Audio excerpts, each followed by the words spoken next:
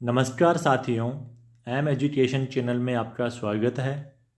आज हम इकोनॉमिक्स से जुड़े कुछ ऐसे ऑब्जेक्टिव टाइप क्वेश्चंस के बारे में अध्ययन करेंगे जो पिछली प्रतियोगी परीक्षाओं में पूछे जा चुके हैं तथा आगामी प्रतियोगी परीक्षाओं में पूछे जाने की संभावना है।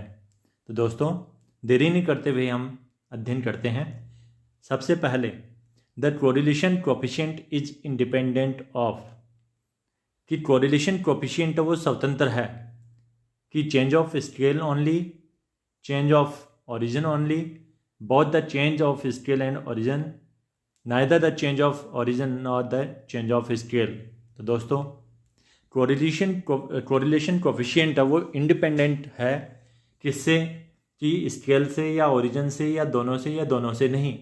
तो दोस्तों, जैसा कि आपने अध्ययन कर चुके हो कि यहाँ पर जब हम कोरिलेशन कोएफिशिएंट निकालते हैं x और y की वैल्यू के बीच में, तो यदि मान लीजिए ओरिजिन में यदि चेंज आता है, ओरिजिन में चेंज आने का मतलब है कि जो पहले जो x वैल्यू थी यदि वह 5 + x हो जाए, साथ ही यदि y वैल्यू का ओरिजिन भी यदि चेंज हो जाए, यहाँ पर मान लीजिए 6 + y हो जाती है, तो 5 + x और 6 + y में जो कोरिलेशन निकलेगा वह x और y की वैल्यू में जो कोरिलेशन आया है वो दोनों सेम होंगे।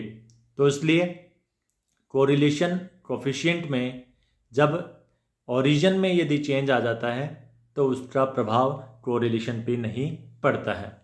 इसके साथ ही दोस्तों, जब हम x और y की वैल्यू में कोरिलेशन निकालते हैं, यदि मान लीजिए कि स्केल में यदि चेंज आ जाता है, स्केल में चेंज आने का मतलब है कि x वैल्यू किसी कांस्टेंट राशि से मल्टीप्लाई हो रही है या डिवाइड हो रही है, तो उसका प्रभाव है वो कैसा रहेगा कोएफिशिएंट पे, कोरिलेशन कोएफिशिएंट पे।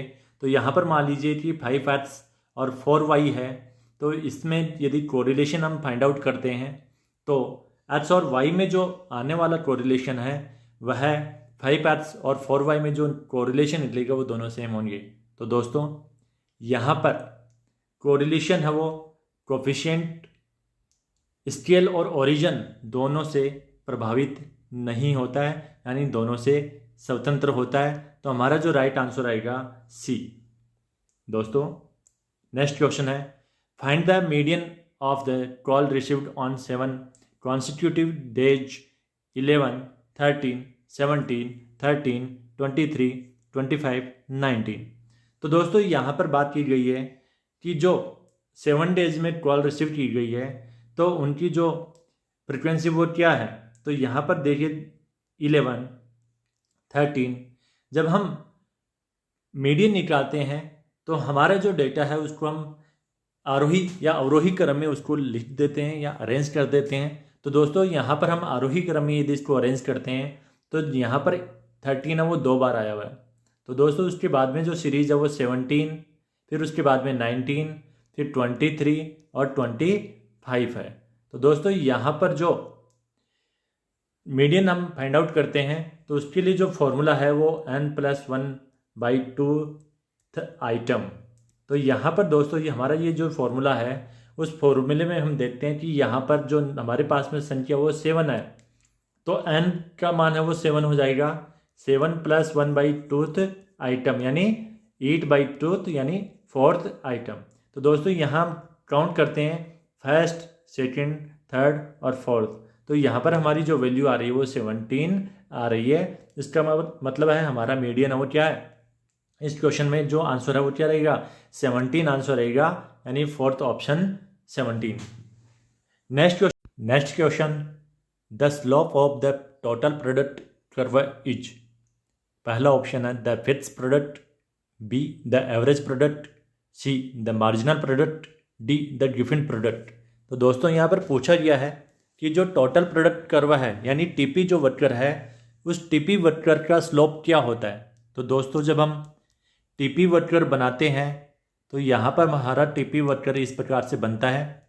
यदि हम इसकी किसी बिंदु पर यदि हम स्लोप निकालें तो हमें एक टेंजेंट लाइन ड्रॉ करनी पड़ती है, और इस टेंजेंट लाइन का जो स्लोप है वो क्या कहलाता है। तो दोस्तों, टीपी वक्र पर यदि किसी बिंदु पर यदि हम स्लोप निकालते हैं तो उसको हम मार्जिनल प्रोडक्ट कहते हैं, यानी एमपी कहते हैं। तो यहाँ पर हमारा जो आंसर है वो सी है। तो दोस्तों यहाँ पर साथ ही यदि हमें एवरेज प्रोडक्ट निकालना हो तो जिस बिंदु पर यदि हमें टोटल प्रोडक्ट कर्व के किसी बिंदु पर यदि हमें एवरेज प्रोडक्ट कर्व निकालना है तो हमारा जो एवरेज प्रोडक्ट कर्व है जिस बिंदु पर यदि मान लीजिए हमें इस बिंदु पे निकालना है तो उसको ओरिजिन पॉइंट से मिला देंगे और ओरिजिन पॉइंट से मिलाने के बाद में जो इसका टेन थीटा है यानी इस लाइन का जो स्लोप है वह एवरेज प्रोडक्ट कहलाता है। तो दोस्तों यहाँ पर मार्जिनल प्रोडक्ट निकालने का फॉर्मूला या मार्जिनल जो प्रोडक्ट निकलता है वो यहाँ इस बिंदु पर स्पर्श रेखा के द्वारा निकलेगा, जबकि एवरेज प्रोडक्ट है वो मूल बिंदु से मिलाने पर है वो निकलेगा। तो यहाँ पर जो आंसर आएगा वो C option the marginal product होगा। नेक्स्ट क्वेश्चन की बात करें तो average product reach its maximum में, तो यहाँ पर पूछा गया है कि जो एवरेज प्रोडक्ट है वो मैक्सिमम कहाँ पर होता है। तो दोस्तों जब हम एवरेज प्रोडक्ट और मार्जिनल प्रोडक्ट में जब रिलेशन देखते हैं तो जब मार्जिनल प्रोडक्ट बढ़ता है तो एवरेज प्रोडक्ट भी बढ़ता है, पर जब एवरेज प्रोडक्ट है मैक्सिमम होता है उस सिचुएशन में मार्जिनल प्रोडक्ट पहले मैक्सिमम होकर फिर गिरना शुरू हो जाता है और यहाँ एपी कर्व के मैक्सिमम बिंदु को कट करता है। तो दोस्तों यहाँ पर बात की गई है कि average product reach its maximum when.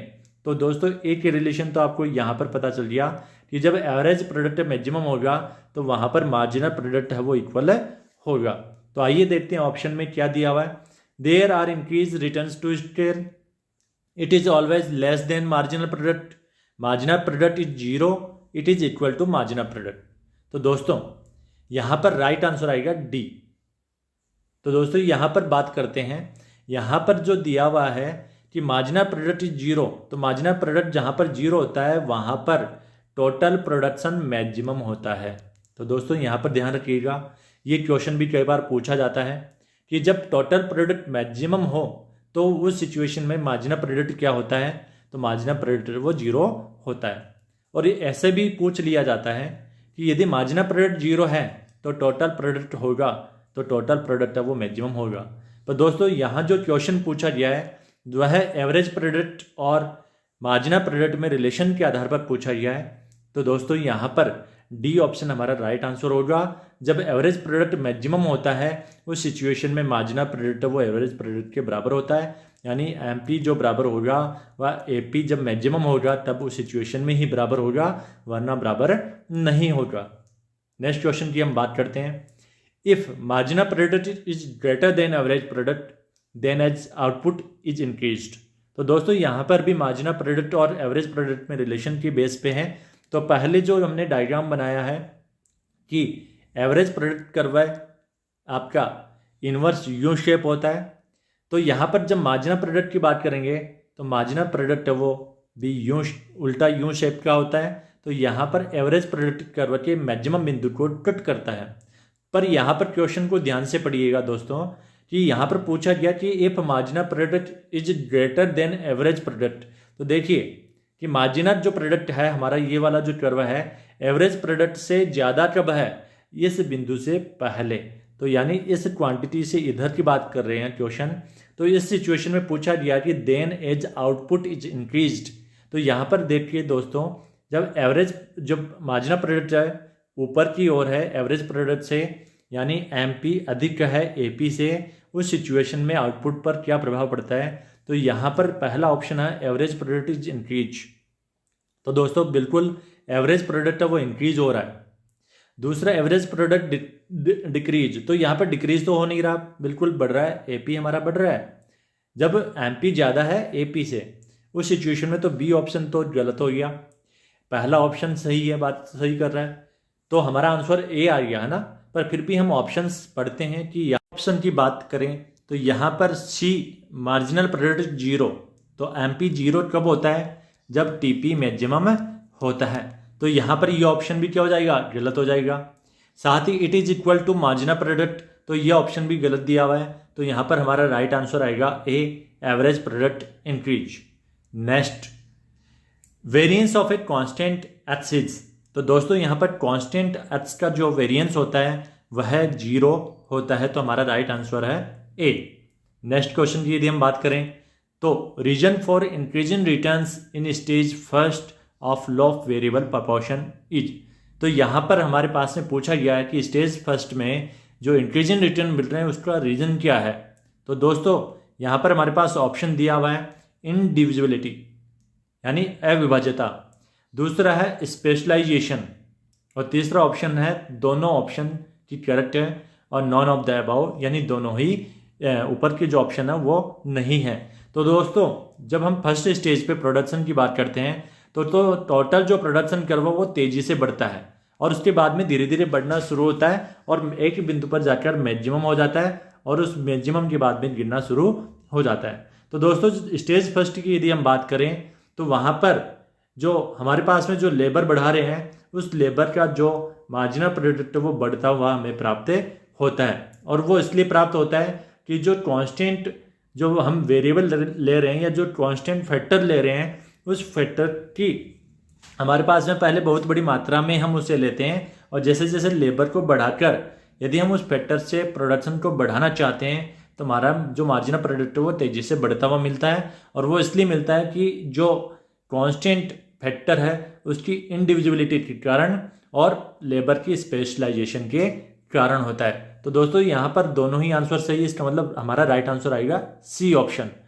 दोस्तों इसके ऊपर जो प्रोडक्शन ऑफ स्टेजेज हैं फर्स्ट सेकंड और थर्ड, इसके ऊपर एक अलग से वीडियो लेकर आएंगे, तो वहाँ पर उसको और अच्छे तरीके से डिफाइन करेंगे कि फर्स्ट स्टेज में क्या चेंजेस होते हैं, सेकंड स्टेज में क्या चेंजेस होते हैं और थर्ड स्टेज में क्या चेंज होता है। दोस्तों यहाँ पर यह ध्यान रखिएगा कि जो प्रोड्यूसर है वो केवल सेकंड स्टेज में ही प्रोडक्शन करता है, वो फर्स्ट स्टेज और थर्ड स्टेज में प्रोडक्शन नहीं करता है, और यह क्यों नहीं करता उसकी हम जब वीडियो बनाएंगे तब उस पर फुल हम चर्चा करेंगे। तो दोस्तों यहाँ पर हमारा राइट आंसर आएगा सी। नेक्स्ट क्वेश्चन है which of the following are not related with factor of production. तो यहाँ पर बात की गई है कि जो फैक्टर ऑफ प्रोडक्शन है वो रिलेटेड नहीं है, यानी जो फैक्टर ऑफ प्रोडक्शन नहीं है वो पूछा गया है। तो दोस्तों आप इकोनॉमिक्स में जब अध्ययन करते हो तो हमारे पास में 4 फैक्टर होते हैं, इकोनॉमिक्स में 4 फैक्टर के बारे में अध्ययन करवाया जाता है, और जब बड़े लेवल पे हम पहुंच जाते हैं तो वहाँ पर 5 फैक्टर हो जाते हैं। तो यहाँ पर यदि हम 4 फैक्टर में बात करें तो यहाँ पर होता है पहला लैंड, दूसरा होता है लेबर, और तीसरा होता है कैपिटल, और चौथा होता है एंटरप्रेन्योर। तो दोस्तों यहाँ पर ऑप्शन हमें दिया हुआ है, देखो चारों यदि ये ऑप्शन मिल जाते हैं तो यहाँ पर सारे फैक्टर हो जाते हैं, तो ऑप्शन हमारे क्या होता है यहाँ पे कि हम उसको चूज नहीं कर पाते कि कौन सा फैक्टर नहीं है, तो इसलिए एक फैक्टर यहाँ पर हटा दिया गया है। यहाँ पर हमारे पास में एंटरप्रेन्योर नहीं दिया हुआ है दोस्तों, उसकी जगह हमें क्या दे दिया, रॉ मटेरियल। तो दोस्तों यहाँ पर रॉ मटेरियल वो फैक्टर नहीं होता है, यहाँ पर जो लेबर है, कैपिटल है और लैंड है, ये तीनों फैक्टर होते हैं, और साथ में चौथा जो फैक्टर होता है वो रॉ मटेरियल न होकर एंटरप्रेन्योर होता है। तो दोस्तों यहाँ पर हम इसका जो आंसर आएगा क्वेश्चन का वो डी ऑप्शन आएगा। नेक्स्ट क्वेश्चन की बात करें which of the following are not related with factor of production. अच्छा दोनों सेम क्वेश्चन होगी दोस्तों। नेक्स्ट क्वेश्चन हम देखें तो when the output increase in the same proportion as the increase in input it is returns. तो दोस्तों यहाँ पर हम बात करते हैं, इस क्वेश्चन में पूछा गया है कि जो आउटपुट इंक्रीज हो रहा है in the same proportion as the increase in inputs, यानी जो इनपुट्स का मतलब है कि जो फैक्टर है चाहे वो लैंड हो या लेबर हो या फिर कैपिटल हो। तो दोस्तों जब हम कर्व रूप में यदि हम अध्ययन करते हैं प्रोडक्शन का तो हमें ये मान के चलते हैं कि हमारे पास में 2 फैक्टर है, एक होती है हमारे पास में लेबर, दूसरा होता है हमारे पास में कैपिटल। तो लैंड को हम कैपिटल में शामिल कर लेते हैं और एंटरप्रेन्योर को हम लेबर में शामिल कर लेते हैं, और फिर प्रोडक्शन की जब हम बात करते हैं तो यहाँ पर हमें बताया गया कि जो फैक्टर है उन फैक्टर को यदि हम डबल कर दें तो आउटपुट में यदि सेम प्रोपोर्शन से यदि चेंज आता है तो वो चेंज आता है कांस्टेंट रिटर्न की वजह से। तो यहाँ पर आंसर आएगा ए। तो दोस्तों यहाँ पर थोड़ा सा मैं इसको ब्रीफ कर देता हूँ कि लेबर और कैपिटल को हम यदि के से डिनोट करें, आप सी से भी डिनोट कर सकते हो। तो यहाँ पर एल और कैपिटल का जो इम्पैक्ट है वो प्रोडक्शन पे किस प्रकार से पड़ता है, यदि लेबर और कैपिटल को यदि हम डबल कर दें तो प्रोडक्शन डबल हो रहा है, तो यह उस सिचुएशन में होता है जब कांस्टेंट रिटर्न मिलते हैं। यदि ये डबल से ज़्यादा हो रहा है, मान लीजिए 3 क्यों हो रहा है, तो उस सिचुएशन में इंक्रीजिंग रिटर्न्स हमें देखने को मिलेंगे। और साथ में यदि फैक्टर को यदि हम डबल कर दें और हमें जो रिटर्न मिल रहा है वो यदि 1.5 क्यों मिल रहा है, यानी डबल नहीं हो रहा है, डबल से कम हो रहा है, तो हमें जो रिटर्न मिलेंगे वो डिक्रीजिंग रिटर्न होंगे। तो दोस्तों यहाँ पर क्वेश्चन में हमें पूछा गया है कि यदि इनपुट्स यानी फैक्टर को यदि हम बढ़ाते हैं, जिस अनुपात में बढ़ाते हैं, यदि उसी अनुपात में सेम अनुपात में यदि आउटपुट बढ़ता है तो उस सिचुएशन में कांस्टेंट रिटर्न मिलता है। तो यहाँ पर हमारा जो आंसर है वो A option constant. Next question की यदि हम बात करें, Cobb Douglas production function mainly studies, तो यहाँ पर बात हो रही है कि कॉब डगलस प्रोडक्शन फंक्शन। तो दोस्तों यहाँ पर कॉब डगलस जो प्रोडक्शन फंक्शन होता है वो क्यों बराबर ए एल एल्फा के 1 माइनस एल्फा होता है। तो दोस्तों कई बार आपको ऑप्शन में मिल जाता है एल एल्फा और के बीटा। तो दोस्तों भ्रमित होने की जरूरत नहीं है, यहाँ पर बात है ये main Cobb Douglas production function है और उसका एक लीनियर जो फंक्शन है वो ये क्यों बराबर ए एल एल्फा के 1 माइनस एल्फा है। तो दोस्तों यहाँ पर पूछा गया है कि Cobb Douglas production function mainly studies, तो किसकी स्टडी करता है। तो देखिए यहाँ पर लेबर और यहाँ पर कैपिटल है। तो दोस्तों यहाँ पर जहाँ पर लेबर और कैपिटल का ऑप्शन होगा वो राइट आंसर होगा। तो यहाँ पर पहला ही ऑप्शन हमारा दिया हुआ है कैपिटल एंड लेबर। देखिए दूसरा ऑप्शन में एंटरप्रेन्योर दिया हुआ है, तो एंटरप्रेन्योर इसमें लेबर में ही हम इंक्लूड कर लेते हैं। यहाँ पर लैंड और लेबर दिया हुआ है तो हम लैंड को है वो कैपिटल में इंक्लूड करते हैं। और तो यहाँ पर जो आंसर आएगा वो ए ऑप्शन आएगा, कैपिटल और लेबर। नेक्स्ट क्वेश्चन की हम बात करें, marginal cost is defined as. तो यहाँ पर मार्जिनल कॉस्ट के बारे में पूछा गया है, यानी एमसी के बारे में पूछा गया है कि यहाँ पर एमसी को डिफाइन करना है। तो अब एमसी है वो बहुत तरीके से डिफाइन हो सकती है। तो यहाँ पर हम ऑप्शन की बात करें, total cost divided by output, तो यहाँ पर दिया गया है टीसी अपॉन आउटपुट यानी क्यू। तो यहाँ पर क्या एमसी बराबर टीसी अपॉन क्यू होता है। तो दोस्तों अब यहाँ पर यदि हम फॉर्मूला देखें तो मार्जिनल कॉस्ट निकलती है change in delta TC upon change in delta Q. तो यहाँ पर ये जो फॉर्मूला है वो तो होता है एवरेज कॉस्ट का। तो यहाँ पर पहला ऑप्शन गलत हो जाएगा। हम दूसरे ऑप्शन की यदि बात करें तो change in total cost due change in output, तो यहाँ पर हमारा जो राइट आंसर आएगा बी ऑप्शन। नेक्स्ट क्वेश्चन हम यदि देखें, इसमें नेक्स्ट ऑप्शन देखें तो change in output due to a 1 unit change in input. तो यहाँ पर जो दिया गया है change in output due to a 1 unit change in input, तो यहाँ पर आउटपुट की बात की गई है कि यदि फैक्टर यदि एक मान लो लेबर यदि 1 यूनिट बढ़ जाती है तो उससे जो आउटपुट में चेंज आ रहा है उसको क्या कहते हैं। तो दोस्तों जब लेबर बढ़ाने पर यदि क्वांटिटी में चेंज आ रहा है तो उसको हम मार्जिनल प्रोडक्ट कहते हैं। तो दोस्तों यहाँ पर ये फॉर्मूला मार्जिनल प्रोडक्ट का है। तो सी जो ऑप्शन है वो मार्जिनल प्रोडक्ट को डिफाइन करता है, न कि मार्जिनल कॉस्ट को। डी ऑप्शन की बात करें तो total product divided by the quantity of input.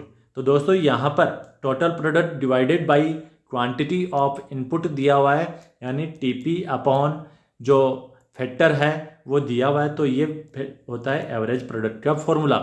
तो यहाँ पर जो बात की गई है कि डी ऑप्शन है वो एवरेज प्रोडक्ट को डिफाइन करता है, सी ऑप्शन है वो मार्जिनल प्रोडक्ट को डिफाइन करता है, बी ऑप्शन मार्जिनल कॉस्ट को डिफाइन करता है और ये एवरेज कॉस्ट को डिफाइन करता है। तो हमें पूछा गया कि मार्जिनल कॉस्ट है उसको डिफाइन कौन कर रहा है, तो यहाँ पर बी आंसर और करेक्ट आंसर होगा। नेक्स्ट क्वेश्चन की हम बात करें तो नेक्स्ट क्वेश्चन दिया हुआ है कि a graph showing all the combination of capital and labour available for a given total cost is that. तो दोस्तों यहाँ पर दिया गया है कि जो कॉम्बिनेशन ऑफ कैपिटल और लेबर है, यदि दिए हुए टोटल कॉस्ट के आधार पर यदि हम ग्राफ बनाते हैं लेबर और कैपिटल में, तो यहाँ पर हम लेबर लेते हैं और यहाँ पे कैपिटल लेते हैं। तो दोस्तों यहाँ पर जो लाइन ड्रॉ होती है वो आइसो कॉस्ट लाइन ड्रॉ होती है। तो दोस्तों ध्यान में रखिएगा, जब गिवन टोटल कॉस्ट दिया हुआ है तो उस सिचुएशन में आइसो कॉस्ट लाइन ड्रॉ होती है। यहाँ पर हम लेबर लेते हैं और यहाँ पर कैपिटल लेते हैं। तो दोस्तों यहाँ पर सी ऑप्शन करेक्ट आंसर हो जाएगा यहाँ पर दोस्तों यहाँ पर आप ध्यान दीजिए आइसो क्वांट कर्व कैसे बनता है। तो आइसो क्वांट कर्व के लिए भी हम एक्स अक्ष पर लेबर और वाई अक्ष पर कैपिटल लेते हैं, पर यहाँ पर जो हमारा डायग्राम बनता है वो उन्नतोत्तर या कॉन्वेक्स टाइप का होता है जिसे आइसो क्वांट कर्व कहते हैं।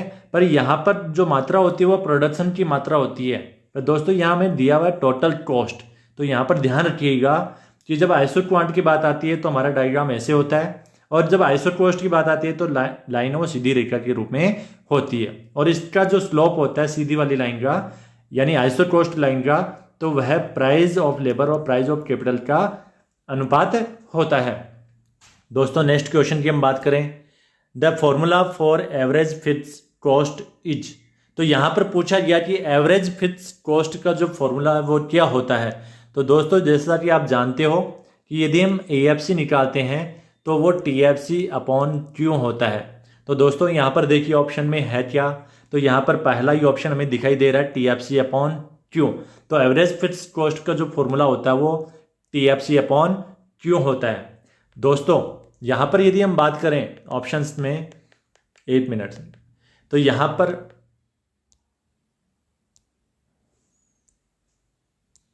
नेक्स्ट क्वेश्चन की हम बात करें तो नेक्स्ट क्वेश्चन दिया हुआ है कि a graph showing all the combination of capital and labour available for a given total cost is the.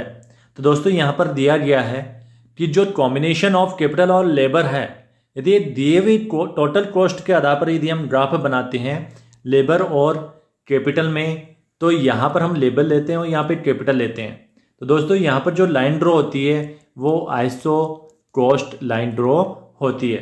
तो दोस्तों ध्यान में रखिएगा, जब गिवन टोटल कॉस्ट दिया हुआ है तो उस सिचुएशन में आइसो कॉस्ट लाइन ड्रॉ होती है। यहाँ पर हम लेबर लेते हैं और यहाँ पर कैपिटल लेते हैं।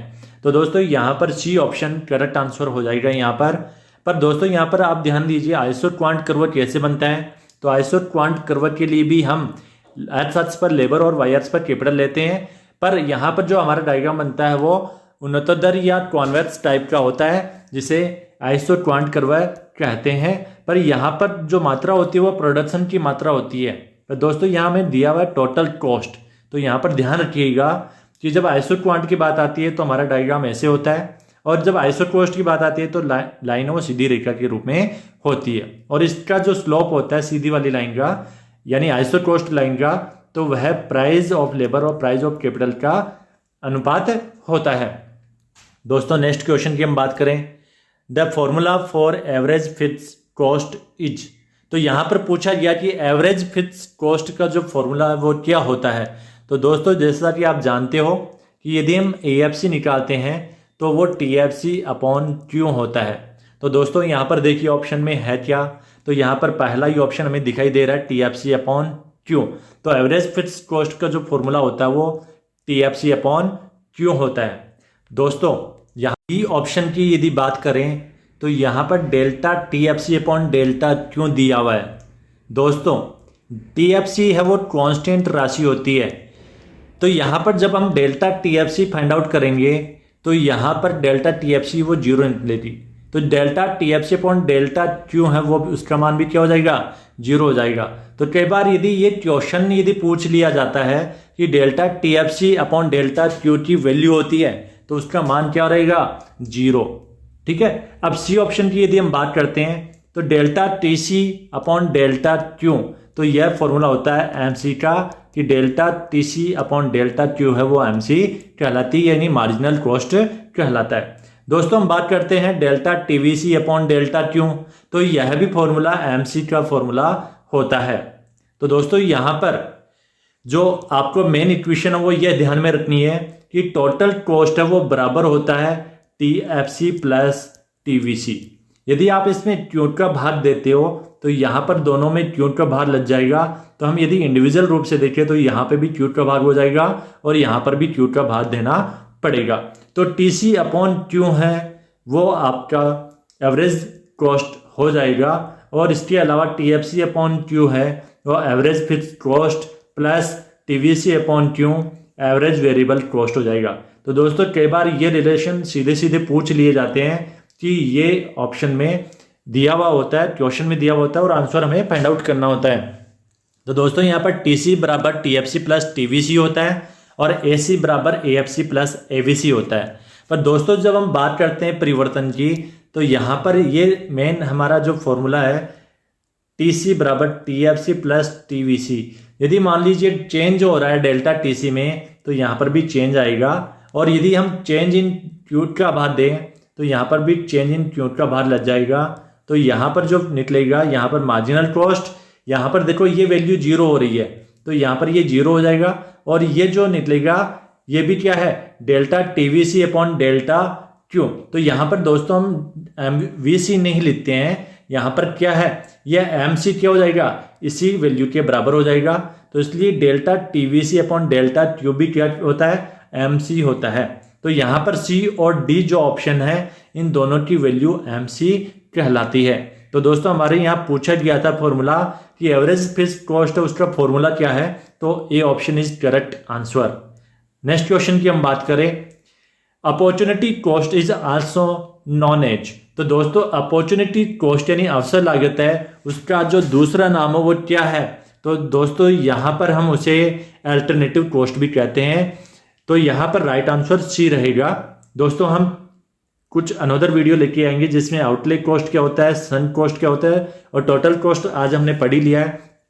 तो यहाँ पर अल्टरनेटिव कॉस्ट है वो अपॉर्चुनिटी कॉस्ट का एक अन्य नाम है होता है। तो दोस्तों आज हमने ऐसे क्वेश्चंस पे बात की है जो लास्ट प्रतियोगी परीक्षाओं में बहुत बार पूछा गया है, और इसके साथ ही जो आने वाली कॉम्पिटिटिव एग्जाम है इसमें भी पूछे जाने की पूरी संभावना इन क्वेश्चन से रहती है। तो दोस्तों मुझे आशा है कि इस वीडियो से आप लाभान्वित हुए होंगे। यदि आपको यह वीडियो पसंद आया है और आगे ही ऐसे वीडियो प्राप्त करना चाहते हैं तो चैनल को सब्सक्राइब कीजिए, लाइक कीजिए और शेयर कीजिए, जिससे ज़्यादा से ज़्यादा लोग लाभान्वित हो। तो यदि आपको किसी टॉपिक के ऊपर वीडियो चाहिए तो आप कमेंट सेशन में जाके कमेंट कर सकते हैं।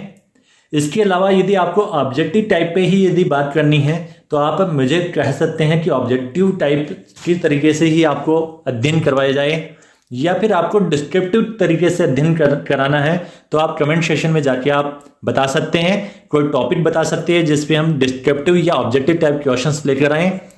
तो आज के लिए इतना ही।